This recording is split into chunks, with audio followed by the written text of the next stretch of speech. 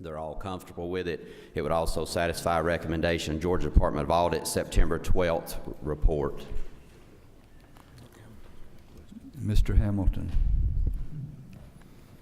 Thank you, Mr. Chairman. To the author, my delegation member, how is it that on day 19, a freshman has a bill and rules that went through Judy non-civil? Was Representative Setzler not there when the vote was taken? Is that what happened? He actually assisted me in the subcommittee, and Chairman Golick also was a co-signer on the bill, and I appreciate their leadership in this effort. Sounds like to me that one will never hit the floor. Thank you. Thank you, sir. To my friends on the wall, did you notice how short Mr. Tanner was? There's good things about that. Good doctor. Good morning, Mr. Chairman. Thank you very much, and I'll certainly be brief. I have two bills I had for your consideration today. House Bill 208 is the nursing home bill that we discussed last week. The nursing homes are asking for this legislation.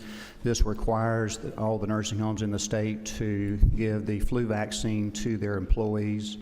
It is they would offer it to them free of charge. They would not be required to give it.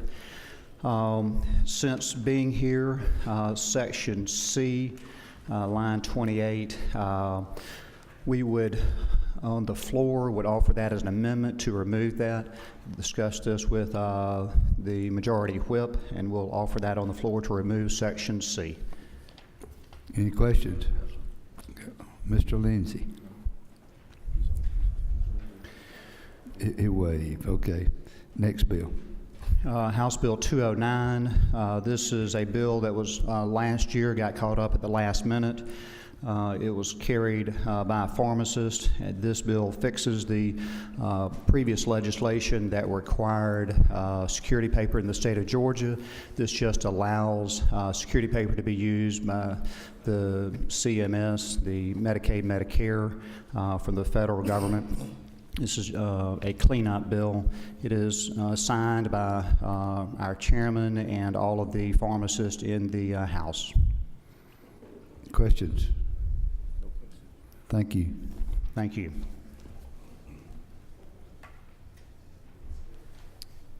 Mr. Battles. Thank you, Mr. Chairman, committee. I certainly will be short because this has been discussed enough, I'm sure. But this is House Bill 35, and actually we're going off a substitute LC 35-2890S. And of course, this is the legislation to allow the carrying and possession of firearms by designated individuals within the school system as designated by their school boards. The minority leader, Ms. Abrams. Thank you, Mr. Chairman. Representative Battles, under HB 35, if a school system is self-insured and there is some violation, or if there is any criminal, or if there's any civil liability brought against the school system, is there any protection in this bill that would allow that school system to be able to meet their civil liability obligations? Now, this is going to be the intent of this is to give the local school boards the full responsibility of their liability coverage. This does not give them anything other than if they accept this as a part of their safety program within the school, then they will have to accommodate themselves with the proper insurance to cover them. Thank you.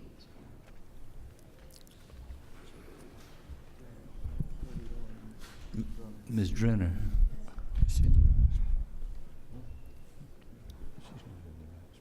Representative Battle, on line 20. Cut her up.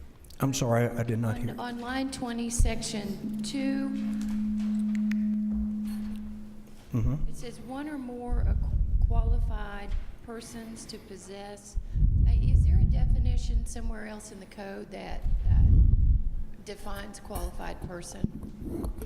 A qualified person? No. Again, this qualification comes by virtue of the specific policy that is is provided in this legislation.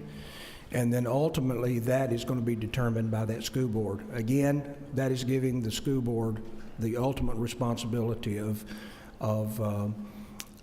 determining the qualifications. Now, with that in mind, we have given specific things within this that they would be responsible to do, certain things as firearm safety, authorizing them with training, background checks, psychological evaluations, and all those things that we feel that would be necessary and normal for anyone who is serving in a security or a peace officer's position.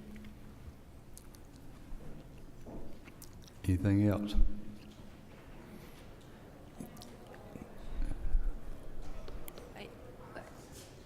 Since I don't know where you are. I'm right here. Okay. I thought you were right there, but you're not. I am. I'm sorry. I was late. I take full responsibility for that. Mr. Battles, just a follow-up question, without being that familiar, of course, with this particular piece of legislation. Who exactly is in charge of these qualified people? Who is in charge of the qualified people? So the school board defines qualified, and who do these armed officers work for? The principal? They do. They work for the school system, yes. Not for the principal.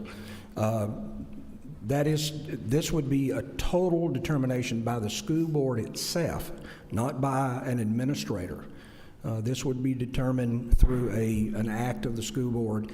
They in turn would find those qualified training groups that would satisfy the policy requirements that we have in this bill. And but it would not be left up to an individual school. It would be left up to the sole discretion of that school board. And I'm sorry. You know, I live in DeKalb, right? Yes. Well, you can move out to Bartow County, and you probably wouldn't have any questions like this. Mr. Lindsay. Just a couple of quick questions to the author. First off, it's my understanding that a large percentage of our local school districts already provide for armed guards in their schools. And it's also my understanding that under existing law, school boards are already authorized to allow teachers to carry guns at their discretion. Is that right? That, based on the interpretation that I've got from Legislative Council, that is not true. Okay. They can. Let me give you the definition or the explanation that they gave me.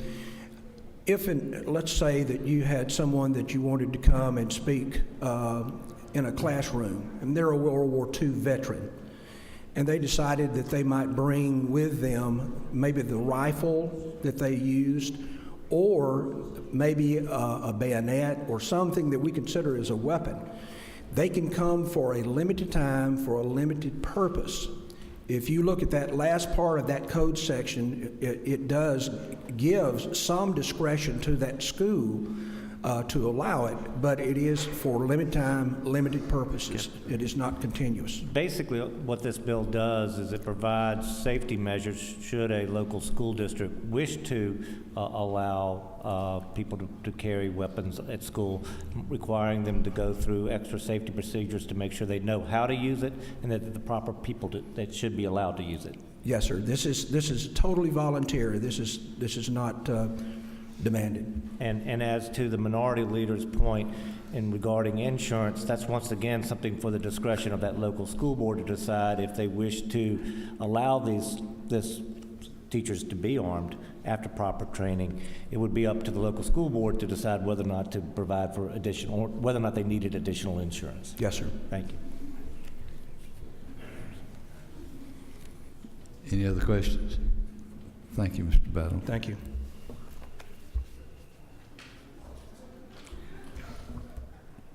Mr. Williamson. Thank you, Mr. Chairman, members of the committee. I come to ask the committee's consideration for House Bill 254.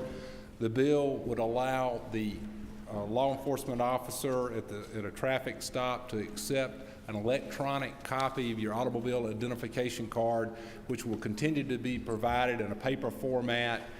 This will be optional to the consumer, the insurance company.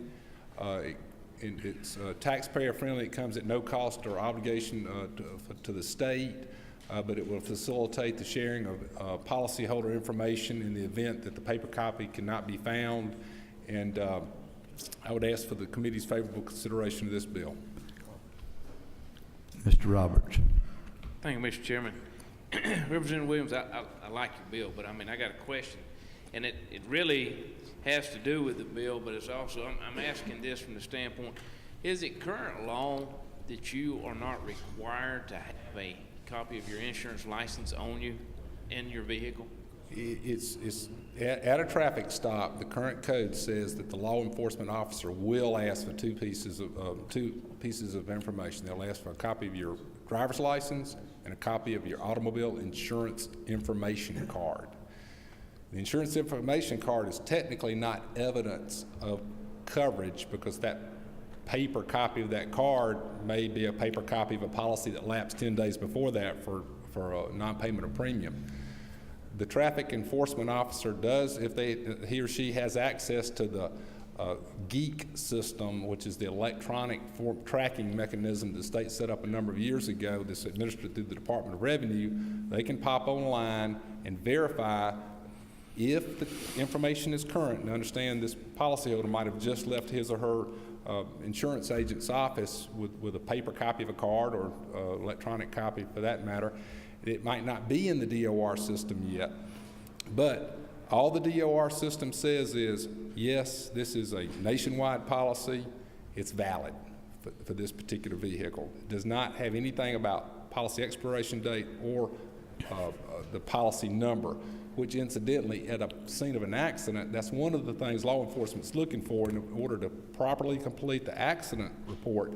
They need the policy number, and oftentimes the piece of paper is missing from the glove box or from the automobile. Okay, thank you. Thank you, Mr. Chairman. Mr. Williams. Waived. Anyone else? Ms. Pro Tem. I had my question answered. Thank you, Mr. Chairman. Thank you. Thank you, Mr. Chairman. Mr. Earhart.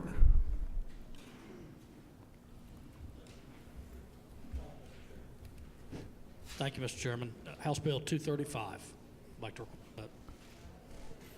we discussed that last committee meeting. Any questions, Mr. Earhart, on 235?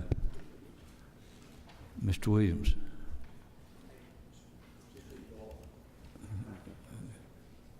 Mr. Benton. Thank you, Mr. Chairman. I want to call the committee's attention to House Bill 91. This bill would require state agencies, should they need to move any type of monument or historical marker, that it would be returned to a place of same prominence when the work is done. Ms. Pro Tem. Oh, thank you, Mr. Chairman. I actually had a question. I wanted to comment regarding HB 235, Chairman Earhart's bill. First, I wanted to thank you for the indulgence of the 24 hours to look at this. And I did meet with the optometrist and the ophthalmologist, and I do better understand it. I appreciate the author's modifications of the bill in committee. I do think that the issue is worthy of a full debate in the legislative process. It would put Georgia at the more towards the other end of allowing oral steroids to be prescribed by optometrists. 23 states prohibit it and another 10 under certain conditions, but I think it did get a lot of work during committee, and I appreciate that, and I'm comfortable with this bill going forward. Thank you. Thank you. Ms. Cooper. I don't know. What are you doing?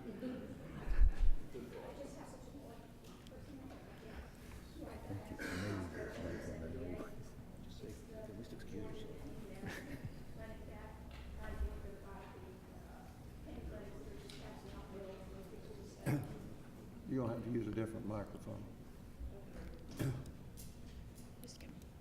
Thank you, Mr. Chairman. I'd like to ask for House Bill 178. It's the Georgia Pain Management Clinic Act. We're trying to get rid of the pain clinics that are just in it for the profit and to either keep people addicted or give them something to sell. Thank you.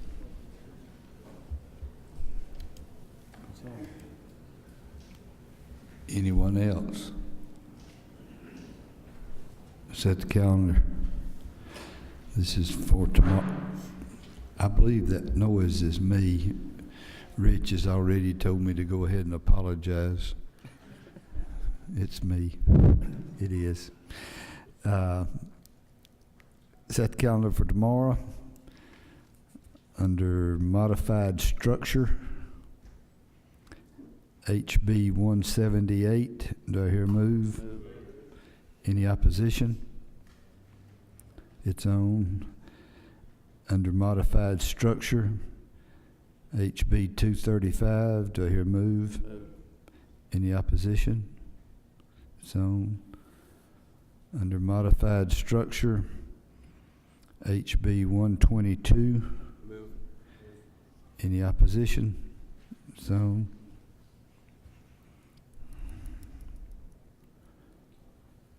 Under modified open, HB 160. Any opposition? Under modified open, HB 208. Any opposition? Under modified open, HB 209. Okay. We are pleased and honored to have, and I'll go ahead and apologize to you, Mr. Chairman of the Senate Rules, that we didn't have music playing for you to come marching in with. Y'all, he started playing music when he comes in to march into his, and I felt I had to stay in his office. He wouldn't even let me in his meeting. But here he is, making his omnipresence known to us. Mr. Chairman, it's nice to see you. Mr. Chairman, thank you for allowing me into the room. It's always a pleasure to see the outstanding House Rules Committee work with the outstanding leadership and such an outstanding American Marine.